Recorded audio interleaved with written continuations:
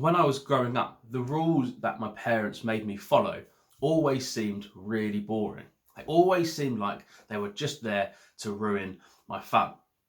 And as I grew up, I began to realise that actually these rules they put in place, the rules they made me follow, actually made a lot of sense.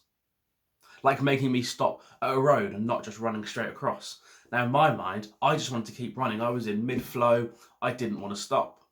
But of course, as I grew older, I realised that it's a sensible thing, and what they're actually trying to do is just keep me safe.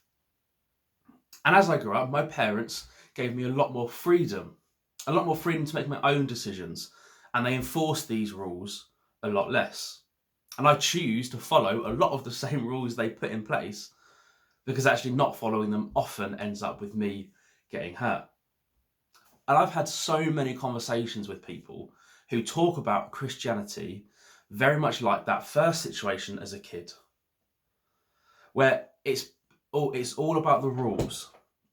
It's all about rules you have to follow, and if you don't, you get punished. You can't do anything fun, and it's like being a child again.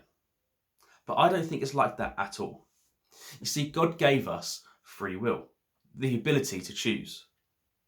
I've spent a long time contemplating free will and what it means for us as Christians and how it can change the way we approach our own faith. And we don't often talk about free will as Christians. It's usually a point that gets thrown in, like in theology, when I was doing theology in school. And often when someone had run out of arguments, it was, oh, well, we have free will. And that seemed to be the kind of like throwaway argument. But free will is a gift. Free will is a blessing that God gives us. It removes judgment. It means our approach to our relationship with God cannot be that of a child with strict parents. You see, when we go to God, He's not giving us a strict list of rules to live by for the sake of rules. Or He's not giving us these rules as just a point to show our devotion to Him and no other reason. He's advising us. He's showing us ways that we can live our lives to the fullest. He's not trying to suck the joy out of life. He's trying to say that there's more than this. And that when we make a mistake, He isn't judging us. He isn't angry at us. But He will show us a way that we can do it better next time.